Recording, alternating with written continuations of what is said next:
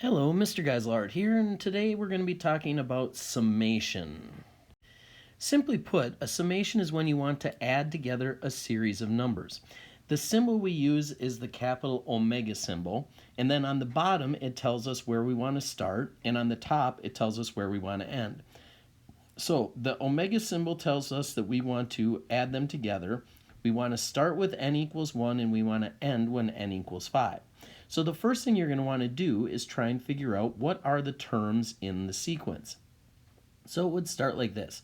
You'd start by doing 2 times 1 squared plus 2 times 2 squared plus 2 times 3 squared plus 2 times 4 squared plus 2 times 5 squared. So all I'm doing is wherever there's an n in my formula, I'm just going to go ahead and put a number in there, starting with the number on bottom and ending with the number on top. So then what I'm going to do is say, well, 1 squared is 1, so 2 times 1 is 2. 2 squared is 4, so 2 times 4 is 8. 3 squared is 9, so 2 times 9 is 18.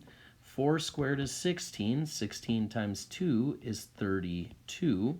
And 5 squared is 25, so 2 times 5 is going to be 50. So now those are the numbers. So next all you're going to do is grab your calculator and add those together. And that equals 110. Now we're going to take a look at a couple more examples. So the first thing I want to do here is write out the terms. Now in this case, I'm not starting at 1. I'm going to start at n equals 2, and I'm going to end where n equals 5. So it'll look something like this.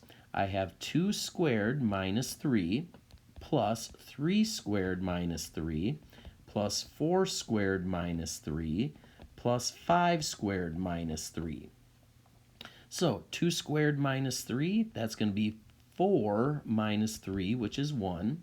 3 squared minus 3 is going to be 9 minus 3, which is going to be 6.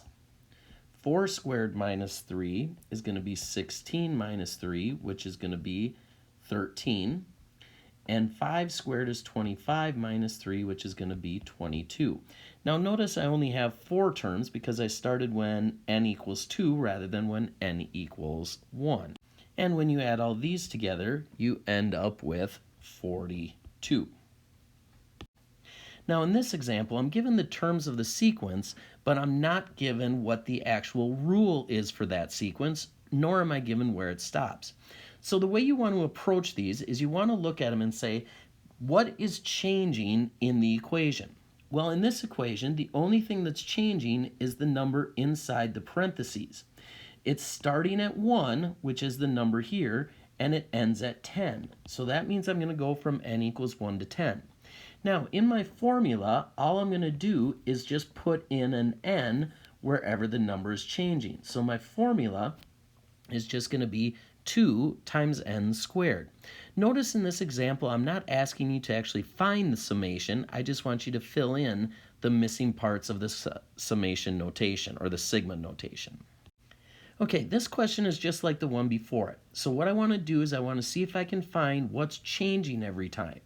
Well, I have a 2 here, 3's there, 4's there, 11's there. So that's what's changing. This time I'm starting at 2, but I'm ending at 11. And it'll look something like this. N times n plus 3 squared. Because the thing that's changing is what the n is. Now in this one, they give me the rule, and then they give me the sequence, but I don't know where to start and where to stop. Well, that's easy enough to do. So all you need to do is find the first term, which is 13, and set that equal to the rule that you have, or 5 plus 2n. Now, if we solve this for n, that should tell us which term we're starting at. So 13 minus 5 is 8 equals 2n. Divide by 2, and you get that n is equal to 4. So I'm starting where n equals 4. Make sure when you're doing these problems that you put n equals there for that. So then we have to find how far are we going. So I'm going to say if we're going up to 29, we just do 29 equals 5 plus 2n.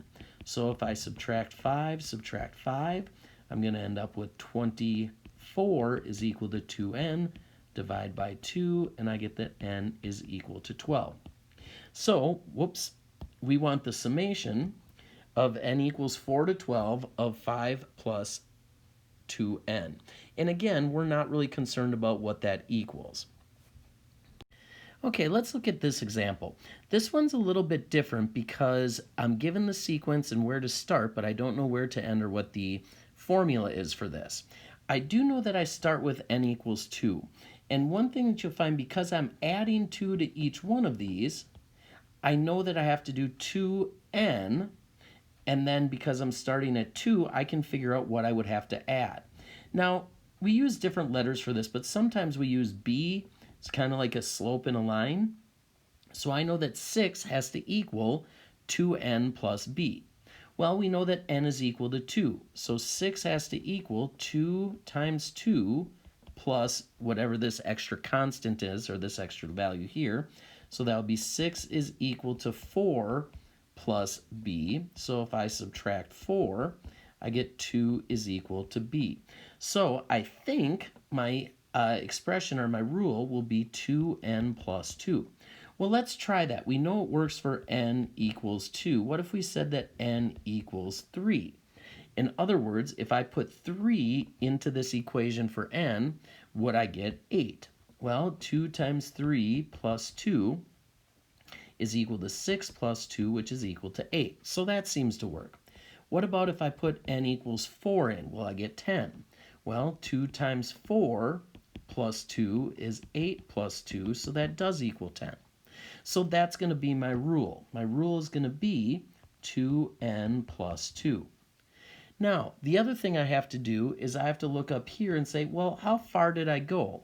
Well, we can, excuse me, we can just take 30 and set that equal to 2n plus 2. If I solve this, that will tell me what value of n I had to put in. So if we subtract 2 and subtract 2, we get 28 is equal to 2n, divide by 2, and n is equal to 14. So 14 goes in that spot there.